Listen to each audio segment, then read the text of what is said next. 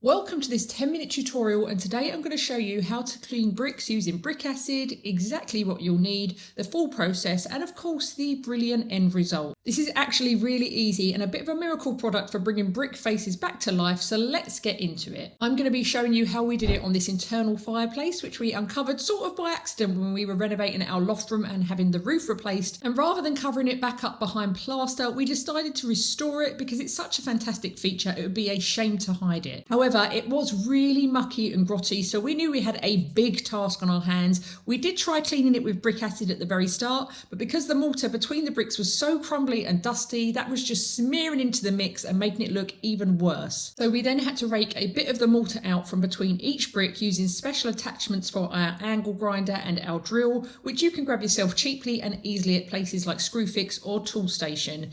Now, you may not need to do this yourself, but this is just a bit of helpful advice in case you're having the same issue on an old brick fireplace or wall. If not, feel free to skip ahead to the brick cleaning part, which is coming up very soon. You only want to go a few millimeters deep into the mortar. You're not trying to get it all out, you're just trying to trim it back so you don't pull more of the mortar onto the brick face when you're actually trying to clean it off. And of course, this process creates a lot of dust and mess. We were lucky enough to be able to do this while we had no roof on the house, so great ventilation for us. But if you are doing this indoors, be sure to protect any floors or surfaces, open all your doors and windows, and also get a good vacuum for the cleanup because there's going to be a lot of dust. So once we've raked out all the mortar, you can really see all that definition in between each brick face, exactly what we wanted to be able to start the acid cleaning. And now for the cleaning stage. Again, protect your flooring with plastic sheeting or tarpaulin. If you're indoors, ventilate the space well. The first thing you'll need is your acid. I'm using the Bostik brick and patio cleaner, which is pretty easy to find online or in DIY stores. Now, as the name suggests, this is an acid, so cover your skin to protect it. Long sleeves, long rubber gloves, full trousers and goggles. Pour this into a bucket, as much as you need. Each acid cleaner will have instructions on how to dilute it on the packaging, so do give those a good read. And this one in particular is 2 parts brick acid to 1 part water. Now, it's recommended to add the acid to the water, not the other way around like I'm doing here. That's just a little tip to help you avoid any potential harmful splashes. Now you've got your acid mix, you'll need something to apply it with, and I'm using a basic household brush that I bought cheaply online, and I like this one as it has a handle for hooking on the side of the bucket when it's not in use. So now you're ready to clean, and there really isn't much to this method apart from scrubbing as much as you can. You want to firmly scrub the surface with the acid, particularly in areas where lumps of mortar have dried on. You'll see it start to sort of dissolve away quite quickly, which makes this method really effective for restoring old bricks. Brick acid is mainly made of hydrochloric acid, which works by reacting with and dissolving any mortar, mineral deposits or stains on the surface of your bricks. So this isn't necessarily going to strip off old paint, but it is going to dissolve that old mortar, any dirt and any marks from things like limescale. This cleaner also works on patio slabs, so it is a great option for making your garden look a bit nicer and fresher each summer. Again, following the same diluting instructions and scrubbing it with a brush or broom. You can see I'm not completely drenching the bricks with loads of acid at once. You just want to dip your brush lightly into the bucket of diluted acid cleaner and scrub the bricks a few times over until you've got the worst of the muck off. And you can already see the difference between the clean and the dirty bricks here. They are still wet, but we are already starting to see that original red colour come back to life, which is just amazing. The thing I love about this method is that it doesn't require any expertise or tricky techniques. Pretty much anyone who's a DIYer like me can do it, whether you're an experienced DIYer or just starting out. Key tip, of course, is to keep your skin covered because although you're not pouring the brick acid cleaner everywhere, there are, of course, splashes and drips that do come off the brush, and you don't want to be getting any on your hands or in your eyes. We started from the top and worked our way downwards, which is absolutely the right way to do it. If you started at the bottom, when you got to the top, you'd just be brushing dirt and grime down onto the bricks you already cleaned, whereas starting at the top means everything travels downwards and you don't ruin any of your hard work. And of course, keep a good eye on your bucket, especially if you are up a ladder. You do not want this to fall off or tip over. I am quite clumsy, so I always make sure to keep the bucket in front of me so I don't accidentally kick it over or anything. Any acid cleaner you have left over, you want to dilute down even more and dispose of down an external drain. Now you can see the progress here is pretty good. This did take us a couple of hours, but we are covering a large brick fireplace that is a very unique shape.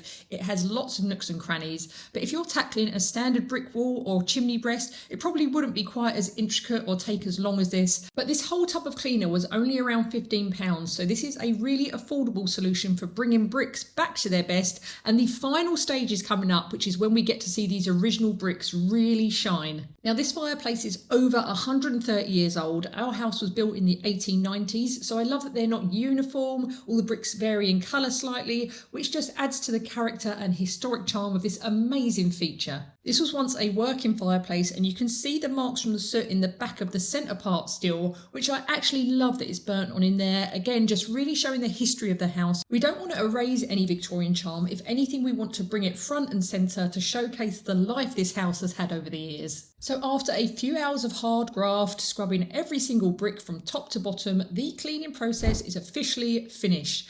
Let's remind ourselves what we started with. You can see how dusty and yellow the bricks look here, and I just knew there would be some gorgeous colour under all that grime, which was absolutely confirmed after all the cleaning with this brick acid. So we have that gorgeous red colour back at last, and while these bricks were never designed to be seen, they had been under original lath and plaster ever since this house was built. They have scrubbed up an absolute treat. But to preserve this look, there is one more key stage we need to complete. However, before that, we had a stonemason visit to repoint the fireplace with this lovely lime mortar, which matches the rustic feel of the fireplace perfectly. If you're restoring internal bricks, then you'll now need to seal in the bricks and mortar. This is to stop any crumbs of that mortar or dust coming off when you touch it, and also it stops dust from your home settling on the bricks, which would be tricky to clean off without crumbling anything. I'm using this ready-made brick sealer and dustproofer, which is also breathable, and if you thought the acid cleaning process looked easy, well, this is even easier. It's a very thin, watery consistency with a milky colour, and you definitely do not need to be an expert to apply this. Very DIY friendly. Now you can just apply it with a paint roller, but I didn't love this method. I found it hard to get the sealer into the mortar as well as the brick faces, and it was quite splashy and drippy. So I changed over to a simple paintbrush, nothing fancy, and this was a million times easier. You can really control the sealer and push it into every little fiddly bit, and this was not hard. It's not like paint where you might get brush marks or drip marks. It's very much like water, so it's really hard to go wrong. You just continue this brushing process over the whole area, both on the brick faces and the mortar, and this is like an invisible shield that's going to make it near impossible to crumble off any of that mortar. It just holds it in place, and especially if it's a fireplace or internal wall where you might walk past and brush it from time to time, you don't run the risk of chipping away at any loose parts or getting caught on any rough surfaces. And as mentioned, it makes any dust that might settle on your bricks easier to wipe off rather than it getting caught in the natural roughness of the bricks. While I'm applying this, you can see there is a slight colour change, but do not fear, this isn't going to permanently darken the bricks or the mortar. It's just like when you get anything wet, it looks darker for a while, but when it dries, it'll be back to its usual colour. This is actually a very satisfying process, and as I said, so easy to do, no expert skills required, absolutely suitable for beginner level DIYers. We had the stonemason to do the tricky expert part of repointing the whole fireplace, which I'm so grateful we did because I never could have got this brilliant finish. And that is it. We are all sealed in, and this finish gives the brick a lovely light sheen that you can only see when the light hits it from certain angles, so don't worry about it looking shiny or synthetic. This whole process has really given this 130-year-old fireplace a new lease of life. She has literally never looked so good. And the cost of the sealer was around £30, so all in all, with the brick acid and additional tools, it only cost around £50 to get the fireplace to this state. After this, we built a brand new hearth to dress the bottom of the fireplace and fill in some gaps between the bricks and the flooring. I've got a full tutorial on this process on my channel if you want to learn how to make one yourself. Again, very DIY friendly and a cheap solution that adds some character and charm back to our home. But of course, it's not staying cement grey. This was just the base, which I then tiled myself in this really striking checkerboard effect. This layout is absolutely a cheat code for tiling when you're not a pro like me, and I've made a whole tutorial on how to do this yourself, which you can find on my channel right now. I started out on my DIY journey just a few years ago when we bought this Victorian wreck in London, and we have learned so much along the way. So hopefully these videos pass on some of our wisdom and help you in your own home decor projects, whether they are big or small. I'm never shy with sharing my mistakes because that's what helps us learn, and I do love showing you what methods have worked for me to inspire you to be even more creative in your own home. If you enjoyed this video, then please do subscribe to my channel for more 10-minute tutorials, and let me know in the comments if there's anything you want a how-to for. Thank you so much for watching today, and I hope to see you back here soon.